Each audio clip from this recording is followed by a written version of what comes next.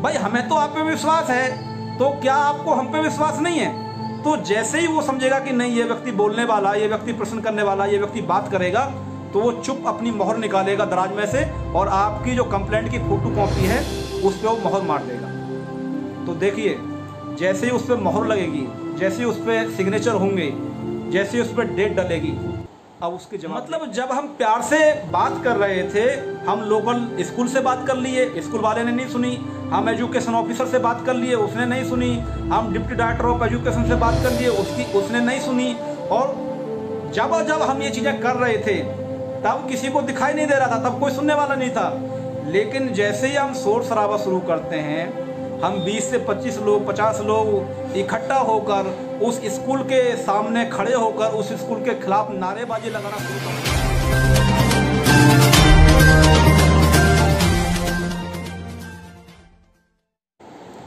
साथियों, दिल्ली के प्राइवेट स्कूलों में, दिल्ली के जितने भी प्राइवेट स्कूल हैं, यदि माइनॉरिटी के स्कूलों को छोड़ दिया जाए, तो दिल्ली के अंदर जितने भी प्राइवेट स्कूल हैं, उन प्राइवेट स्कूलों में 25% सीट रिजर्व होती हैं। वो सीट रिजर्व होती हैं आरटी एक्ट 2009 के तहत ईडब्ल्यूएस और डीजी कैटेगरी के बच्चों के लिए। ये ईडब्ल्यूएस क्या है?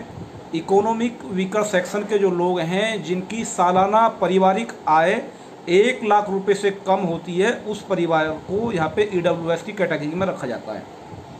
तो उस परिवार का बच्चा ईडब्ल्यूएस के तहत अप्लाई करता है। हर साल ड्रॉ निकलता है, फॉर्म अप्लाई होते हैं और उस ड्रॉ में जो नाम आता है, उस ड्रॉ में नाम आता है, उस बच्चे को स्कूल जो है दाखला देगा, ऐसी जो है नियम होते हैं। लेकिन ज़मीनी हकीकत कुछ और होती है। दाखला लेना कितना कठिन होता है, क्योंकि जिस परिवार की सालाना आय ही 1 लाख रुपए से कम होगी, तो उसकी आर्थिक स्थिति कमज़ोर होने के कारण, क्योंकि ऐसा समझ सकते हैं कि वहाँ पे लोग भी पढ़े कम होते हैं और उन कम पढ़े लिखों की जो वजह होती है, स्कूल उनके साथ में किस तरीके से व्यवहार करते हैं, इस व्यवहार पे हम आपसे बात करेंगे। जैसे बच्चे का नाम भी ड्रॉ में आ गया, उसको जो उसके पास डॉक्यूमेंट हैं वो भी उसके पास हैं, लेकिन जैसे ही स्कूल के पास जाते हैं, वो अपने बच्चे को लेकर जाते हैं कि मेरे बच्चे का नाम जो है ईडब्ल्यूएस और जो ड्रॉ आया है, ईडब्ल्यूएस और डीजी कैटेगरी का ड्रॉ आया है, उस ड्रॉ में मेरे बच्चे का नाम आया है। फिर यहाँ स्कूल वाले क्या नौटंकी करते हैं, उनकी नौटंकी इस बात पर निर्भर करती है कि वो सामने वाले का चेहरा देखते हैं। क्योंकि आपको मैंने पहले बताया कि जिस परिवार की सालाना आय ही 1 लाख रुपए से कम होगी, तो उसका रहन सहन का स्टैंडर्ड भी उस हिसाब से होता है। तो ये जो स्कूल के जो रिप्रेजेंटेटिव होते हैं, मतलब जो दाखला करने वाले होते हैं, चाहे रिसेप्शन पे कोई व्यक्ति वहाँ बैठा होता है, तो उसके बात करने का जो तरीका होता है वो वही हो जाता है। अच्छा, ये गरीब लोग हैं, ये कम पढ़े लिखे लोग हैं, इनसे जैसे बात करी जाएगी वैसे वो मान जाएंगे।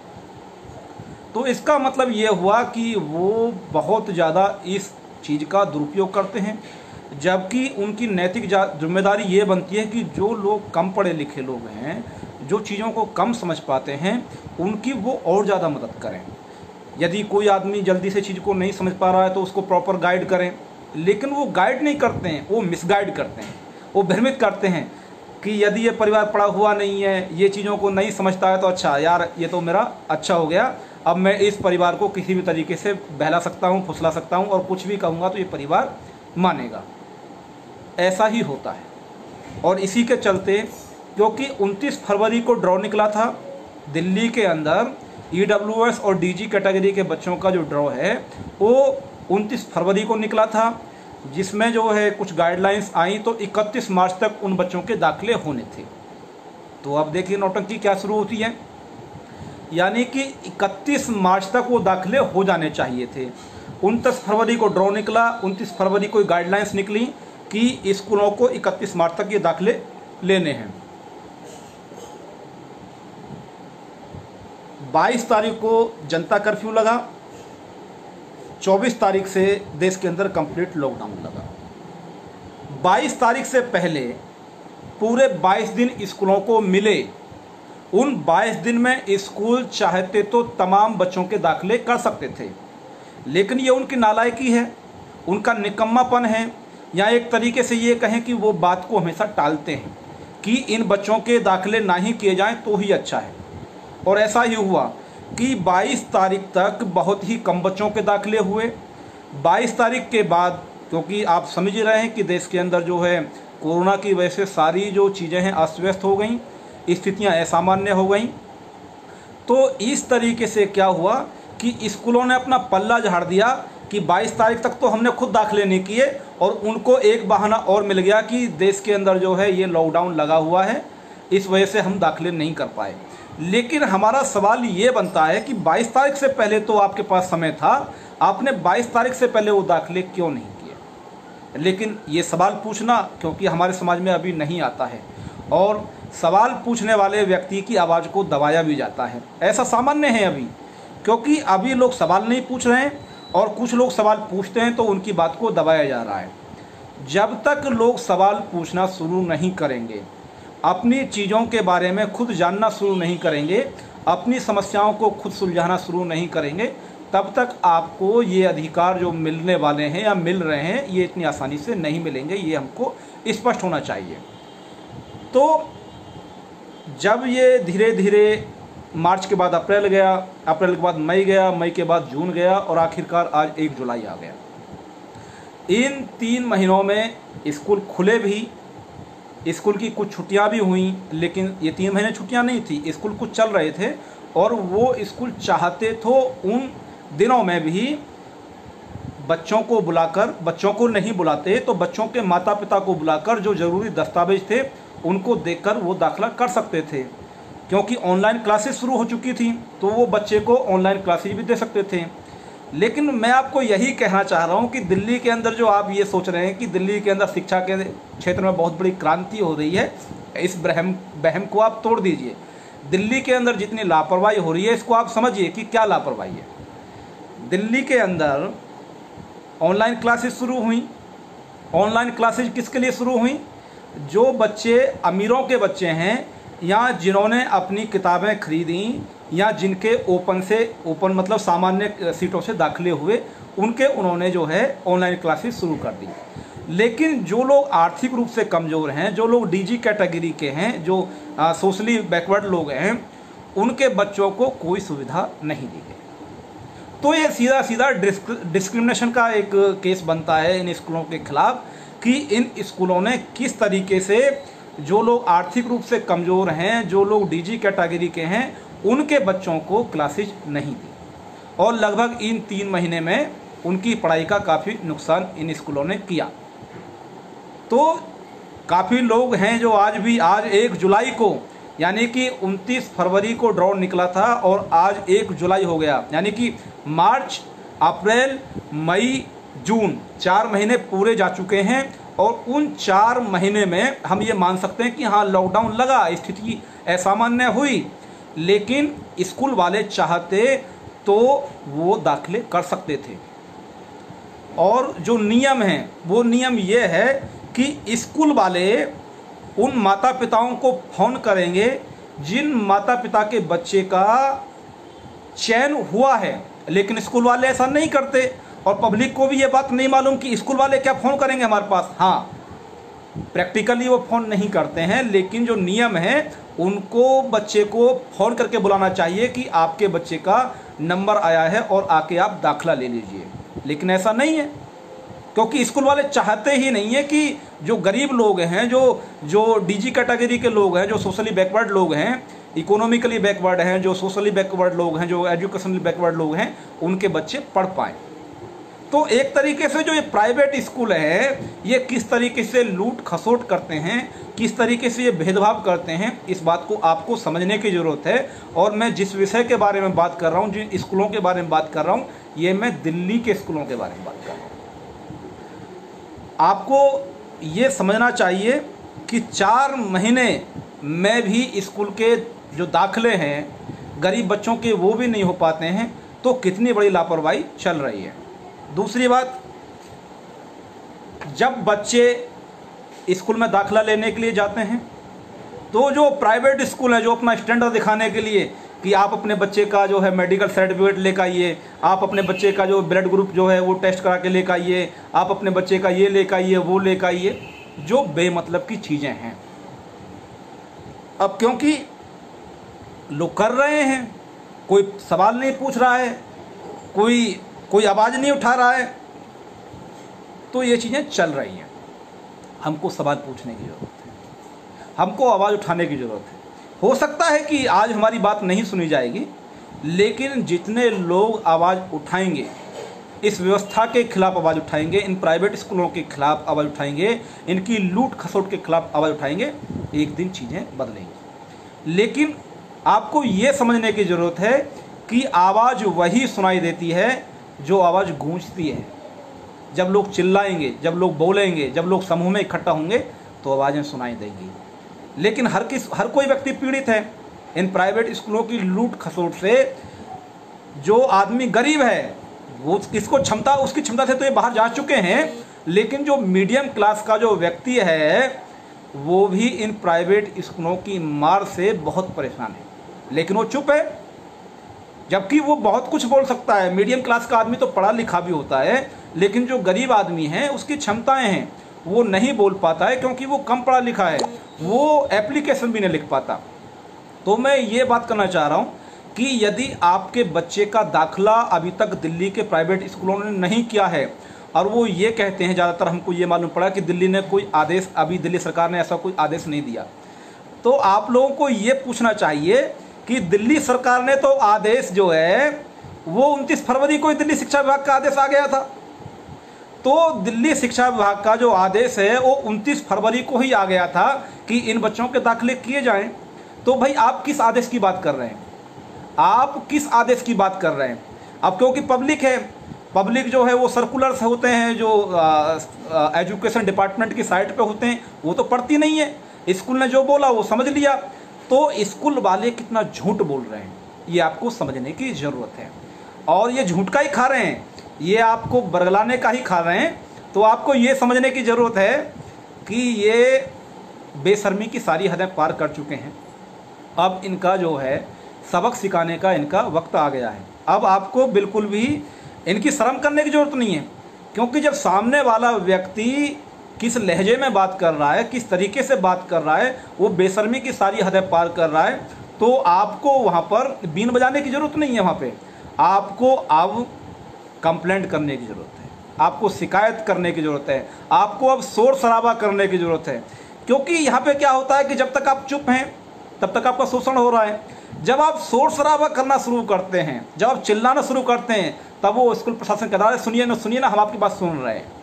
मतलब ऐसा व्यवहार लोगों का यहाँ बन गया है कि जब तक आप उस स्कूल के कैंपस में चिल्लाना शुरू नहीं करते, वहाँ शोर मचाना शुरू नहीं करते, उस स्कूल की प्रिंसिपल को आपसे मिलने के लिए टाइम नहीं होता है, उस प्रिंसिपल को आपसे बात करने के लिए समय नहीं होता है, उस स्कूल का कोई भी स्टाफ आपकी बात को सुनने को तैयार नहीं होता है। लेकिन जैसे ही आप उस कैंपस में थोड़ा चिल्लाना शुरू करते हैं, हल्ला मचाना शुरू करते हैं, तो उस कैंपस की इमेज खराब होना शुरू कर देती है। मतलब यदि आप प्यार से अपना शोषण करा रहे हैं तो उस स्कूल की कैंपस की इमेज जो है वो खराब नहीं हो रही है। लेकिन यदि आप अपने हक की बात करने लगें कि भाई 29 फरवरी को ऑर्डर निकला हुआ है और 4 महीने बाद भी आपने अभी तक मेरे बच्चे का दाखिला नहीं किया है, तो इस स्कूल की इमेज खराब होनी शुरू कर दी। तो आपको ये समझने की ज़रूरत है साथियों कि आपको बोलना सीखना पड़ेगा। सबसे बड़ी जो समस्या है वो सबसे बड़ी समस्या है कि आप अपने हकों के लिए खुद नहीं बोलते। आप ये सोचते हैं कि कोई अवतार आएगा, मेरी बात जो है वो रखेगा, कोई जो है हीरो आएगा, वो डिसुम करेगा, इन स्कूलों को जो सबक सिखाएगा। ऐसा नहीं होगा, ऐसा बिल्कुल नहीं होगा।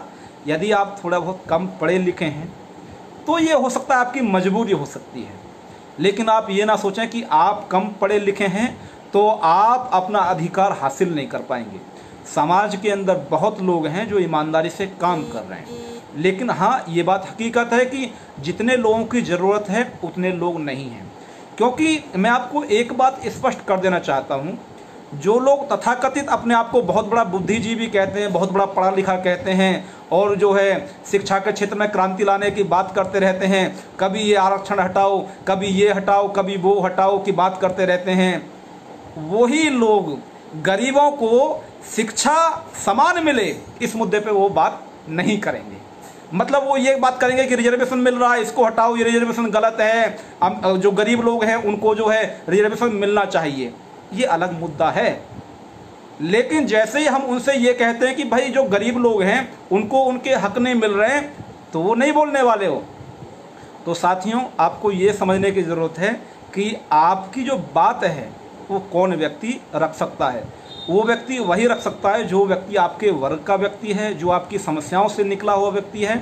तो आप सबसे पहले ये समझ लीजिए कि यदि आप कम पढ़े लिखे हैं, परिस्थितियाँ हो सकता है रही हैं, और इसका भी एक इतिहास रहा है कि आप कम पढ़े लिखे क्यों हैं, क्यों आपका जो समाज है वो कम पढ़ा लिखा है, एक अलग इतिहास है। ये बहुत बड़ा इतिहास है और ये बहुत शर्मिंदगी वाला इतिहास है कि भारत का एक बहुत बड़ा जो समाज है वो कम पढ़ा लिखा है, या आज भी बहुत उस समाज में लोग ऐसे पाए जाते हैं जो पढ़े लिखे ही नहीं हैं। इसका एक बहुत बड़ा इतिहास है, इस पर हम कभी बात करेंगे कि इस देश के अंदर ऐसे लोग भी रहते हैं जो नहीं चाहते कि इस देश के लोगों को शिक्षा भी मिले, ये अलग विषय है। और जो लोग नहीं चाहते कि इस देश के अंदर जो गरीब लोग हैं, जो लोग सोशली बैकवर्ड हैं, जो लोग एजुकेशनली बैकवर्ड लोग हैं, उनको शिक्षा ना मिले, जो ऐसा षड्यंत्र करते हैं, वही लोग स्कूल चलाते हैं। आपको ये स्पष्ट होना चाहिए, वही लोग स्कूल चलाते हैं और आपको उनसे ही अपने अधिकार लेने हैं। अधिकार इसलिए लेने क्योंकि जो आपके अधिकार हैं वो संविधान के अंदर लिखे हुए हैं, और इस संविधान को बड़ी ही कठिनाइयों का सामना करने के बाद बाबा साहब अम्बेडकर ने और तमाम लोगों ने हमारे लिए लिखा कि ताकि ये जो आर्थिक रूप से कमज़ोर लोग हैं, ये जो सामाजिक रूप से पिछड़े हुए लोग हैं, ये जो शिक्षक रूप से पिछड़े हुए लोग हैं, ये जो समाज की जो मुख्य धारा है उसमें आ सके। तो हम बात कर रहे हैं शिक्षा की क्रांति की दिल्ली के अंदर, जो पूरी तरीके से फेल होती हुई ऐसे दिखाई देती है कि यदि यहाँ पर किसी व्यक्ति का आज 1 जुलाई तक भी दाखिला नहीं होता है तो उसको ये भी नहीं मालूम है कि वो अपनी शिकायत कहाँ करे। तो हमको ये समझने की ज़रूरत है कि दिल्ली में शिक्षा की जो क्रांति की बात हो रही है, वहाँ शोषण हो रहा है लोगों का, और लोगों को ये भी नहीं मालूम है कि वो अपनी बात कहाँ रखें और इन स्कूलों की मनमानी की शिकायत किससे करें।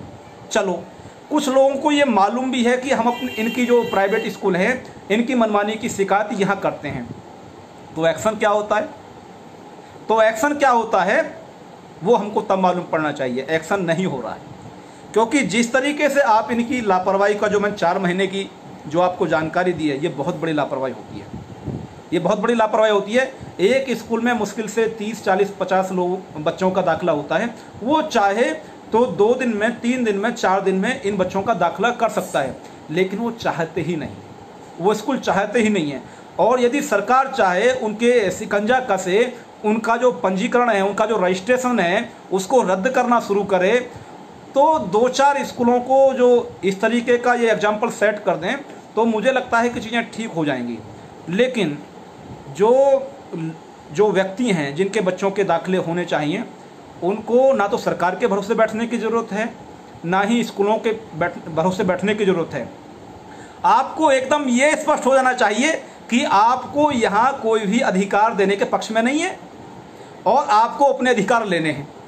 देखिए, ये ठीक ऐसा है कि कोई किसी के पास हमारी चीज़ है और वो हमारी चीज़ को हमें नहीं देना चाहता, तो यदि वो प्यार से ही हमको हमारी वो चीज़ दे दे तो क्या संघर्ष होगा? नहीं होगा। लेकिन वो हमको हमारी चीज़ नहीं देना चाहते, इसलिए संघर्ष होना तय है। अब क्योंकि ये अधिकारों का मामला है तो ये गोली से तो संघर्ष होगा नहीं, ये बंदूक से संघर्ष होगा नहीं, क्योंकि ये जो अधिकारों का मामला है तो ये संविधान के द्वारा संघर्ष होगा, संविधान के द्वारा दिए गए अधिकारों के द्वारा संघर्ष होगा। तो आपको आपके अधिकार हासिल करने का एक संघर्ष करने का एक जरिया है। कुछ अथॉरिटी होती हैं जिनकी जिम्मेदारी तय की जाती है कि यदि किसी बच्चे का दाखिला नहीं होता है, यदि किसी बच्चे का दाखिला नहीं होता है, स्कूल नहीं सुनता है, तो वो अथॉरिटी वो भूमिका निभाएगी कि वो उस बच्चे के पेरेंट्स की कंप्लेंट सुने और उस कंप्लेंट पे एक्शन ले। तो मेरे पास जो कुछ रिकॉर्ड हैं वो ये समझें कि आपकी 4 महीने हो गए हैं आज भी मेरे पास फ़ोन आते रहते हैं, मेरे जो साथी हैं उनके पास फ़ोन आते रहते हैं, और लगातार हम इस मामले में 4 से 5 साल काम कर रहे हैं। तब जाके ये बहुत बड़े जो हमारा जो क्षेत्र है, इस क्षेत्र में लोगों को ये मालूम पड़ा है कि क्या प्राइवेट स्कूलों में 25% सीटें होती हैं। आप यकीन लगाइए कि डीपीएस जैसे स्कूलों में, डीएवी स्कूलों जैसे स्कूलों में, जीडी गोयनकान जैसे स्कूलों में 25% सीट ईडब्ल्यूएस और डीजी कैटेगरी के बच्चों को मिल जाएं, ईमानदारी से मिल जाएं, तो वो बच्चे कितना आगे बढ़ जाएं। लेकिन साथियों, ऐसा नहीं हो पा रहा है। ऐसा इसलिए नहीं हो पा रहा है कि वहाँ पे जो बैठे हुए लोग हैं उनकी मंशा स्पष्ट नहीं है। तो उनकी जो मंशा है वो स्पष्ट नहीं है, तो उनके खिलाफ हमारा संघर्ष होना तय है। इस संघर्ष की शुरुआत हम सीधा खुद से करें कि मैं इस संघर्ष में किस तरीके से भूमिका निभा सकता हूँ। तो सबसे पहले तो आप ये समझें कि आप अपने अधिकारों को जानने के लिए जहाँ भी संविधान के ऊपर चर्चाएं हो रही हों, जहाँ पे कानून के ऊपर चर्चाएं हो रही हों, उन चर्चाओं में आप सम्मिलित होना शुरू करिए। और जो संविधान पर चर्चा करने वाले लोग हैं, जो कानून पर चर्चा करने वाले लोग हैं, वो अपने अधिकारों को हासिल होने के लिए संघर्ष करेंगे। आपको 2 रास्ते चुनने हैं।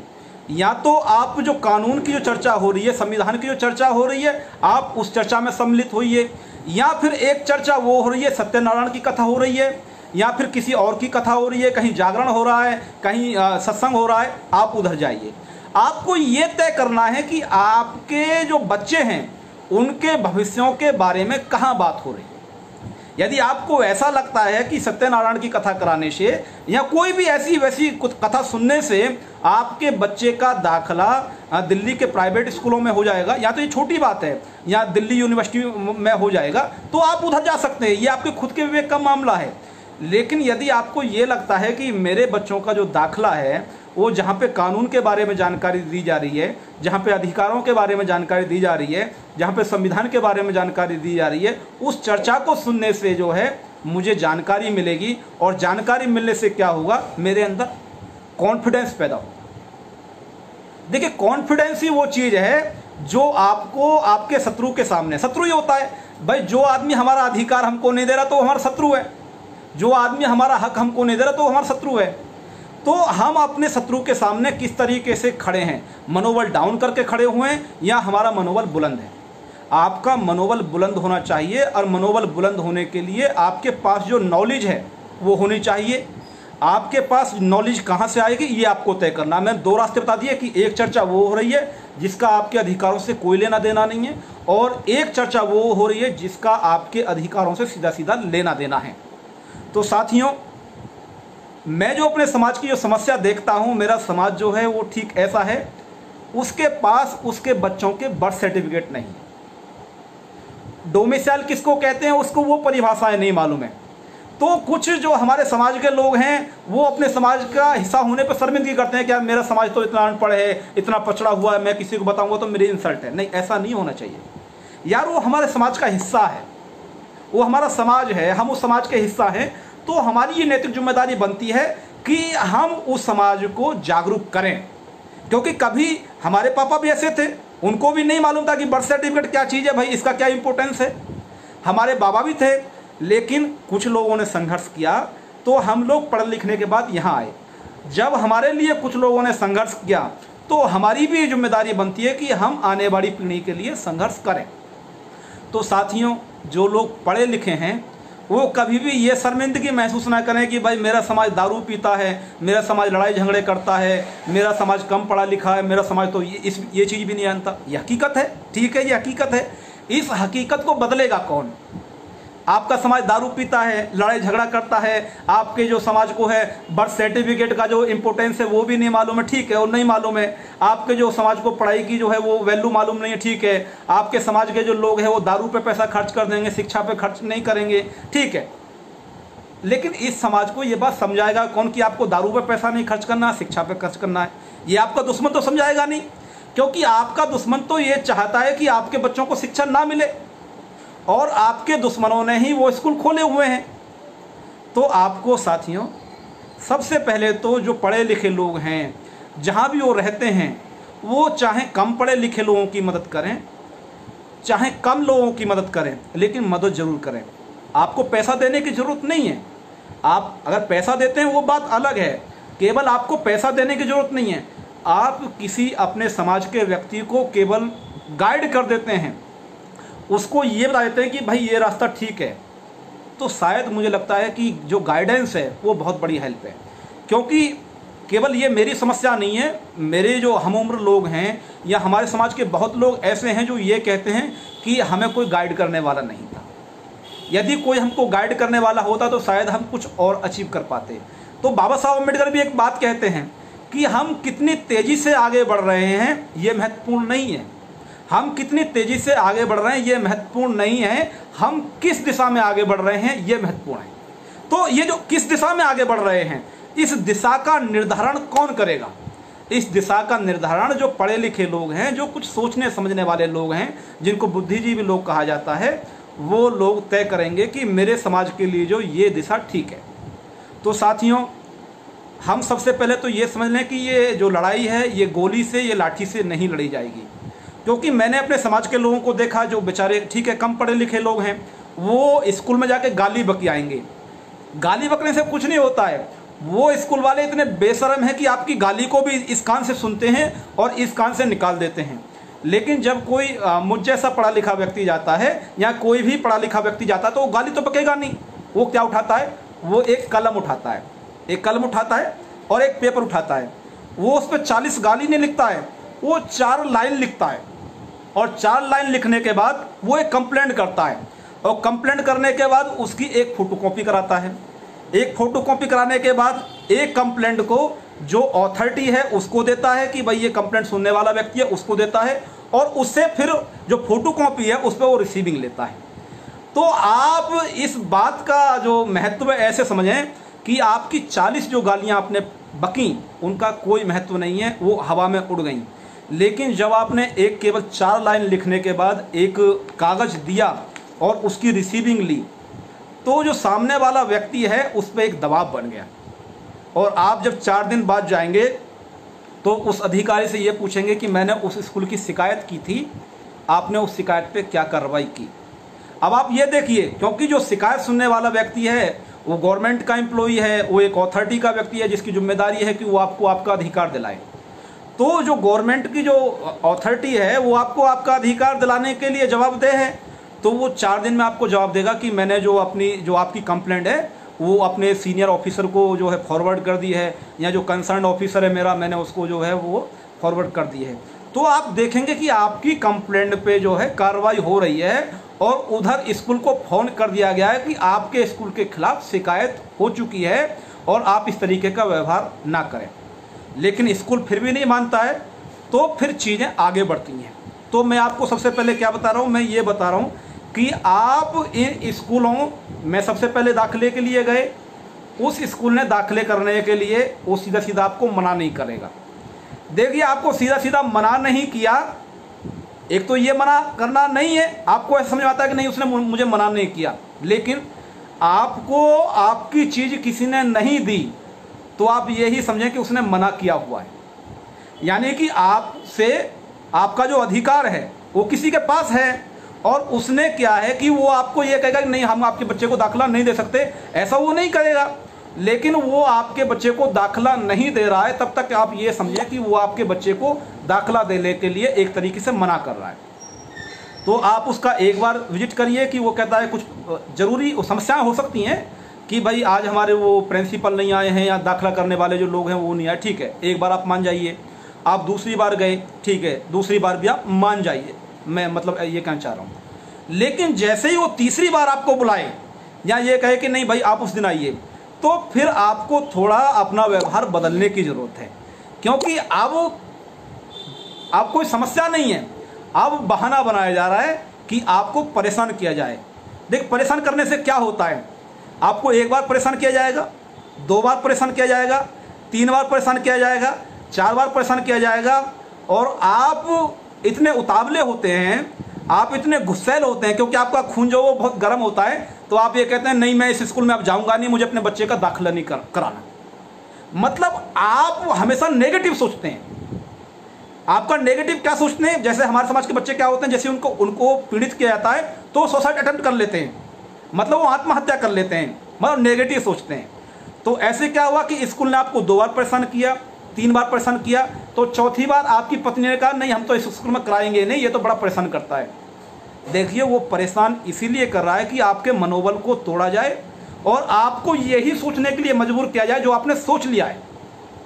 तो आप ये समझिए कि आपको 1 बार जाना पड़ेगा, 2 बार जाना पड़ेगा, 3 बार जाना पड़ेगा, 4 बार जाना पड़े, आपको हर बार संघर्ष करने के लिए तैयार रहना पड़ेगा जब तक आपका अधिकार आपको नहीं मिल जाता। तो जब आप तीसरी बार जाएंगे तो आपकी टोन फिर चेंज होनी चाहिए, आपका व्यवहार बदलना चाहिए। आपको ये कहना चाहिए कि भाई मेरे पास जो मेरा जो नुकसान हो रहा है, मैं एक दिन एक झाड़ी छोड़ के आता हूँ, मेरा 700 रुपये का नुकसान आपने उस दिन किया, मेरा 700 रुपये का नुकसान आपने उस दिन किया और 700 रुपये मेरे आप मारे गए। तो जैसे ही आप थोड़ा सा गुस्सैल मिजाज में बात करेंगे, थोड़ा सा अग्रेसिव होंगे, तो मेरा जो अनुभव है वो ये है कि स्कूल वाला भी तुरंत आप पे गुस्सा होगा। और जैसे स्कूल वाला आप पे गुस्सा होगा तो आपको ये समझ में आएगा कि स्कूल वाला जो है आपके अधिकार देना ही नहीं चाहता था। अब उसका जो असली व्यवहार है वो सामने आ जाएगा।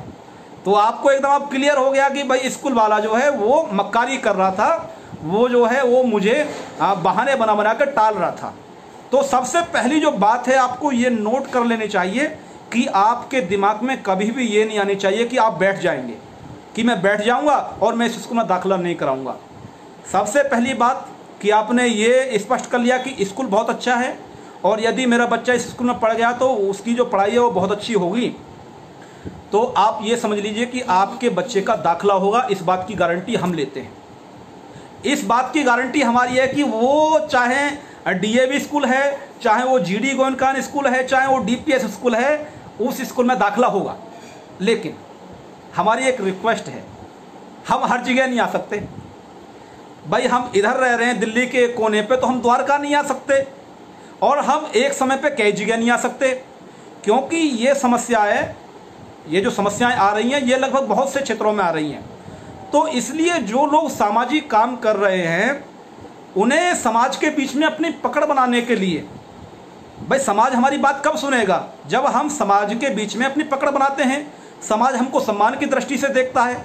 जब तक समाज हमको सम्मान की दृष्टि से नहीं देखता है या समाज के बीच में हमारी अप्रोच नहीं है, पकड़ नहीं है, तो समाज हमारी बात क्यों सुनेगा? भाई हम किस व्यक्ति की बात मानते हैं? हम अपने पापा की बात मानते हैं, हम अपने मम्मी की बात मानते हैं, बड़े भैया की बात मानते हैं, क्योंकि वो हमारे लिए चिंतित होते हैं। तो इसलिए जो व्यक्ति अपने समाज के लिए चिंतित होता है, जो अपने समाज के लिए लड़ रहा होता है, तो निश्चित तौर पर समाज एक दिन उसका नेतृत्व स्वीकार करता है, उसकी लीडरशिप स्वीकार करता है, उसका सम्मान करना शुरू करता है और वही लोग फिर समाज को सही दिशा में लेके जाते हैं।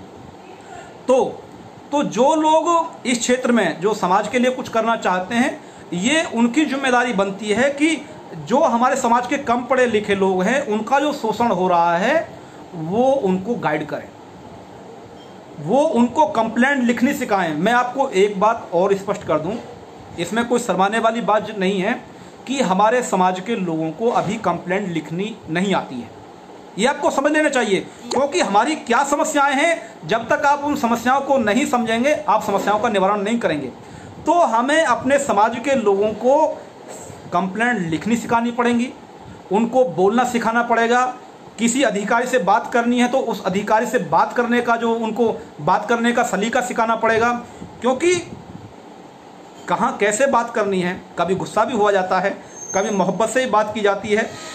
वो सारे स्किल्स आते हैं, वो सारे स्किल्स जो है मैं बता रहा हूँ कि आप जो सामाजिक क्षेत्रों में काम करने वाले लोग हैं, जो हमारे साथी हैं, उनको सबसे पहले समाज के बीच में पहुँचने के जरिया तलाश करने पड़ेंगे। तो जैसे ही हमारा कोई व्यक्ति, समाज का व्यक्ति जिसके बच्चे के साथ में ये प्रॉब्लम चल रही है, मान लीजिए मैं दिल्ली की बात कर रहा हूँ, अभी दिल्ली के हम ऊपर ही थोड़ा कंसंट्रेट करते हैं, उसी पे हम जो फोकस करते हैं। तो दिल्ली में क्षेत्र होते हैं, उस क्षेत्र में कुछ स्कूल हैं, उन स्कूलों का एक एरिया होता है, एक जोन होता है, उस जोन का एक एजुकेशन ऑफिसर होता है। यदि कोई स्कूल आपके बच्चे का दाखिला करने में आनाकानी कर रहा है, दिक्कत कर रहा है, कुछ समस्या उत्पन्न कर रहा है, तो सबसे पहले उस एजुकेशन ऑफिसर को आप लिखित में शिकायत दीजिए। मैं बार बार कह रहा हूँ लिखित में शिकायत। आप कम पढ़े लिखे हैं, ये समस्या नहीं है, आप क्या संघर्ष करने के लिए तैयार हैं, इस बात को आप सोचिए। यदि आप संघर्ष करने के लिए तैयार हैं तो मुझ जैसे साथी बहुत हैं जो आपके फ़ोन पर आपकी मदद करेंगे। आपको कंप्लेंट लिख के व्हाट्सअप भी कर सकते हैं, मेल भी कर सकते हैं, आप उसका प्रिंट आउट भी निकाल सकते हैं। लेकिन आप ये निश्चित कर लीजिए कि क्या आप अपनी समस्या का समाधान करने के लिए, संघर्ष करने के लिए तैयार हैं। क्योंकि मैं हर जगह नहीं पहुंच सकता, मेरे साथी हर जगह नहीं पहुंच सकते, और ना ही आप किसी अवतार के भरोसे बैठिए। समस्या आपकी है, आपको सुलझानी पड़ेगी, और आपको अपना आत्मविश्वास, जो ये स्वयं विश्वास है, जो कॉन्फिडेंस है, इसको आपको मजबूत करने की ज़रूरत है। तो सबसे पहले आप एजुकेशन ऑफिसर के पास गए। ज़्यादातर हमको ये देखने को मिलता है कि जहाँ एजुकेशन ऑफिसर बैठता है वहीं डीडी बैठता है, DD deputy director of education. तो यदि एजुकेशन ऑफिसर और डीडी एक साथ बैठते हैं तो आप सीधा डीडी के नाम कंप्लेंट करिए। तो डीडी के नाम आप कंप्लेंट करिए। तो हमारे लोग क्या करते हैं, कंप्लेंट लिखी, कंप्लेंट लिखने के बाद एक पन्ना लिया और कंप्लेंट को जमा कर आए। ये गलती मत करना, ये गलती कभी मत करना। इसलिए मत करना कि आपको ऐसा लगता होगा कि वो आदमी आपकी कंप्लेंट को सुनेगा, लेकिन हकीकत ये भी नहीं है। हकीकत बहुत अलग है, क्योंकि इस पे चर्चा हम किसी अलग तरीके से करेंगे कि वो क्यों नहीं करेगा, आपकी कंप्लेंट पे इतनी जल्दी एक्शन क्यों नहीं लेगा। तो आप जब कोई कंप्लेंट लिखें, कंप्लेंट लिखने के बाद उसकी एक फोटोकॉपी कराएं। कंप्लेंट लिखी आपने या कंप्लेंट आपने लिखवाई, आपकी जो भी समस्या है कि ये जो स्कूल है, इस स्कूल की आईडी डालिए कि ये जो स्कूल है, स्कूल जो है मेरे बच्चे को ये दाखिला नहीं दे रहा है, और इसके स्कूल में जाने मैं 4 बार चला गया, उसके बाद भी मेरी जो है मेरे बच्चे का दाखिला नहीं लिया गया है। तो साथियों, जब वो आप कंप्लेंट बना लेंगे तो सबसे पहले आप उसकी एक फ़ोटोकॉपी कराइए। आपने ओरिजिनल कंप्लेंट एजुकेशन ऑफिसर को देनी है यदि उसका अलग ऑफिसर है, या जॉइंट ऑफिस है, मतलब एक ही ऑफिस में या एक ही बिल्डिंग में है एजुकेशन ऑफिसर और डीडी, तो आप सीधा डीडी को कंप्लेंट करिए। और डीडी को आप वो रिटन में कंप्लेंट देंगे, और देने के साथ में ही आप वहाँ के ऑफिस की जो फोटोकॉपी है उस फोटोकॉपी पे मोहर लगवाएंगे, और जो आपकी कंप्लेंट रिसीव कर रहा है उसके साइन और लेंगे। ये बात आप जरूर ध्यान रखना। हो सकता है कि वो टालेगा, जब वो टाले तो आपको पहले तो प्यार से कहना है कि सर मुझे आप रिसीविंग दीजिए। वो ये कहेगा कि आपको क्या हम पे विश्वास नहीं है, तो आप उससे ये कह दें कि हमें आप पे विश्वास है, तो क्या आपको हम पे विश्वास नहीं है? भाई हमें तो आप पे विश्वास है, तो क्या आपको हम पे विश्वास नहीं है? तो जैसे ही वो समझेगा कि नहीं, ये व्यक्ति बोलने वाला, ये व्यक्ति प्रश्न करने वाला, ये व्यक्ति बात करेगा, तो वो चुप अपनी मोहर निकालेगा दराज में से, और आपकी जो कंप्लेंट की फोटोकॉपी है उस पर वो मोहर मार देगा। तो देखिए, जैसे ही उस पर मोहर लगेगी, जैसे ही उस पर सिग्नेचर होंगे, जैसे ही उस पर डेट डलेगी, अब उसकी जवाबदेही तय हो गई। और मेरा ये विश्वास है कि निश्चित रूप से जो आपकी समस्या थी कि आपके बच्चे का दाखिला नहीं हो रहा है, उस समस्या का समाधान निश्चित तौर पे हो जाएगा। आपको ऐसा लगता है कि कुछ स्कूल इससे भी ज़्यादा मक्कारी कर सकते हैं, ऐसा इसलिए हो सकता है कि कुछ जो स्कूल जो होते हैं जिनकी इमेज या अप्रोच कुछ ज़्यादा होती है, तो वो जो आसपास का जो एजुकेशन ऑफिसर होता है या डीडी होता है उसको भी वो इग्नोर मार देते हैं, उसके भी ऑर्डर को इग्नोर मार देते हैं। मतलब ऐसे पावरफुल लोग भी हैं, क्योंकि आपको ये समझ होता है कि प्राइवेट स्कूल किन लोगों के हैं। प्राइवेट स्कूल उन लोगों के ही हैं जो पावर में हैं, यानी कि पॉलिटिक्स में हैं, जो लोग ताकत में हैं, जो फाइनेंशियल रूप से स्ट्रॉन्ग हैं, उन लोगों के हैं। तो कभी कभी ये एजुकेशन ऑफिसर की या फिर जो डिप्टी डायरेक्टर ऑफ एजुकेशन है उसकी भी जो गाइडलाइंस हैं या उसके जो लोकल ऑर्डर हैं उनको ये इग्नोर मार सकते हैं। उसके बाद क्या होगा कि आप फिर डीडी से ऊपर जाएंगे कंप्लेंट करने, आप सीधा डायरेक्टर ऑफ एजुकेशन से जाके आप वहाँ पे जो है कंप्लेंट देंगे। तो जो आपने कंप्लेंट पहले दे रखी थी उसकी कॉपी है आपके पास रिसीविंग की, उस रिसीविंग की कॉपी की फिर फोटो कॉपी कराइए और एक नई कंप्लेंट लिखिए कि वो स्कूल है उसने मेरे बच्चे का दाखिला नहीं लिया और मैंने इस संदर्भ में जो है इस दिनांक में एजुकेशन ऑफिसर को और डिप्टी डायरेक्टर ऑफ एजुकेशन को इस क्षेत्र को मैंने कंप्लेंट की थी, लेकिन मेरी समस्या पे अभी तक कोई एक्शन नहीं लिया गया है। तो जो डायरेक्टर ऑफ एजुकेशन है, क्योंकि वो सीधा जो है पूरे बोर्ड ऑफ एजुकेशन को वहाँ पे रिप्रेजेंट कर रहा होता है, तो वो मेरे ख्याल से जो है सारी चीज़ों को वो समझते हुए उस मामले को गंभीर रूप से लेगा और आपके बच्चे के दाखिले के लिए वो आदेश देगा। लेकिन हमारे पास कुछ केस ऐसे हैं, उदाहरणतः एक डीएवी स्कूल का केस हमारे पास आया कि उसने जो डायरेक्टर ऑफ एजुकेशन है उसके भी जो गाइडलाइंस हैं या उसका भी जो एक नोट उसने लिख के दिया था, एक इंस्ट्रक्शन उसने लिख के दी थी, उसको भी उसने नहीं सुना। हाँ, लेकिन मतलब शुरू में उसने नहीं सुना, लेकिन बाद में जब हम जो लास्ट स्टेज पे हम जो लोग गए तो फिर उन्होंने वो दाखिला ले लिया। तो अभी ये क्या चल रहा है कि आप एजुकेशन ऑफिसर गए, आप डिप्टी डायरेक्टर ऑफ एजुकेशन गए, उसके बाद इन दोनों की बात भी नहीं मानी गई तो आप डायरेक्टर ऑफ एजुकेशन के पास गए। तो डायरेक्टर ऑफ एजुकेशन के पास जो दिल्ली ओल्ड सेक्रेटरीट में यहाँ पे ऑफिस है, आप वहाँ पे जाएंगे, वहाँ पे आप लिखित में शिकायत देंगे। अब यदि कोई स्कूल उसके बाद भी नहीं मानता है तो अब मामला गंभीर हो गया। अब क्या हो गया, अब संघर्ष होना तय हो गया। अब जब हम यहाँ की बात करें, भारत की बात करें, यहाँ के समाज के व्यवहार की बात करें, तो यहाँ पर किसी चीज़ पर तब तक चर्चा नहीं होती है जब तक वो राजनीतिक मुद्दा ना बन जाए, जब तक वो शोर शराबे का मुद्दा ना बन जाए। मतलब आप शांतिपूर्ण तरीके से बात कर रहे हैं तो आपकी बात नहीं सुनी जाएगी, लेकिन जैसे ही आप हल्ला मचाना शुरू कर देंगे तो सारी की सारी अथॉरिटी इकट्ठी होकर बात करेंगे कि अरे आप हल्ला क्यों मचा रहे हैं, आप क्यों इस तरीके से बात कर रहे हैं, हम बात करेंगे। मतलब जब हम प्यार से बात कर रहे थे, हम लोकल स्कूल से बात कर लिए, स्कूल वाले ने नहीं सुनी, हम एजुकेशन ऑफिसर से बात कर लिए, उसने नहीं सुनी, हम डिप्टी डायरेक्टर ऑफ एजुकेशन से बात कर लिए, उसने नहीं सुनी। और जब हम ये चीज़ें कर रहे थे तब किसी को दिखाई नहीं दे रहा था, तब कोई सुनने वाला नहीं था। लेकिन जैसे ही हम शोर शराबा शुरू करते हैं, हम 20 से 25 लोग, 50 लोग इकट्ठा होकर उस स्कूल के सामने खड़े होकर उस स्कूल के खिलाफ नारेबाजी लगाना शुरू करते हैं, या फिर हम उस स्कूल की जो वीडियो बनाना शुरू करते हैं, हम उसके खिलाफ जो है स्कूल के सामने ही बैठ जाते हैं कि जब तक हमारे बच्चे का जो दाखिला नहीं होता होगा तब तक हम नहीं उठेंगे। तब हमको ये कहा दिया जाता है कि भाई आप राजनीति कर रहे हो। अरे भाई, हम राजनीति नहीं कर रहे, और राजनीति नहीं कर रहे और स्पष्ट कहें तो आप जब तक किसी मुद्दे पर राजनीति नहीं होती है तब तक आप सुनते ही नहीं हो।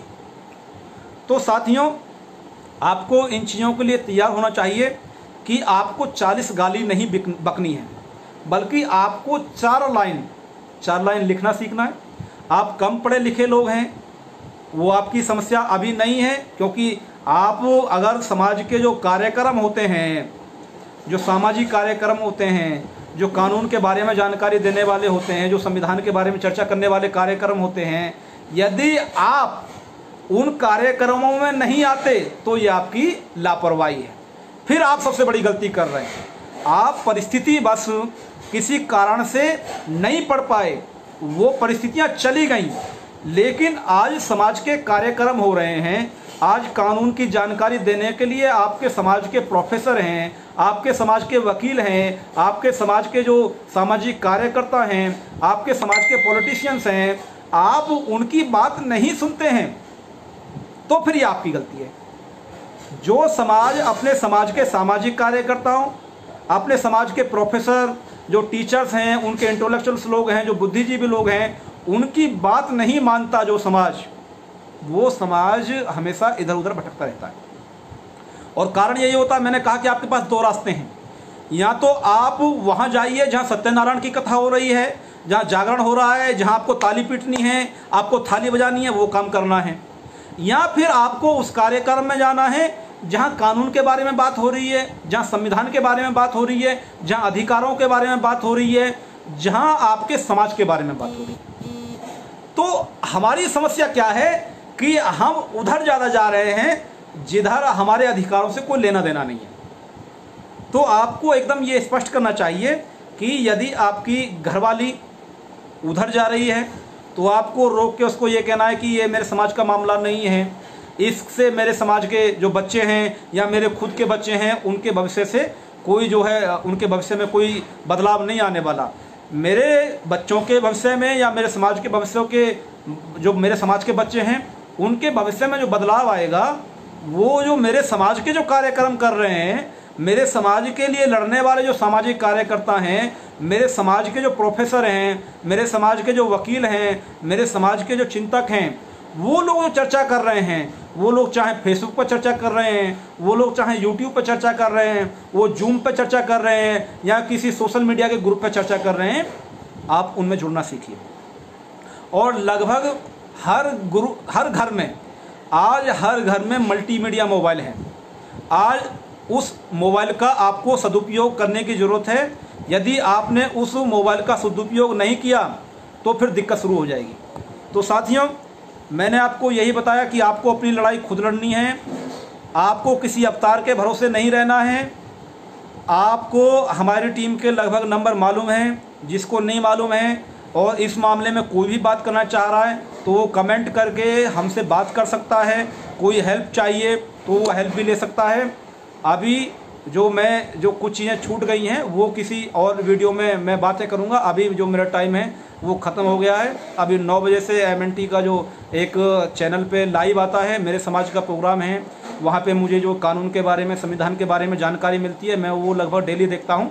तो अभी मैं उसको देखने के लिए आप लोगों से अलविदा कह रहा हूँ। आपको जय भीम कह रहा हूँ, जय मूल निवासी कह रहा हूँ, नीला सलाम कह रहा हूँ। अभी मैं आपसे अलविदा दे रहा हूँ। मैं फिर किसी और दिन आपसे जुड़ूंगा। जय भीम, जय मूल निवासी।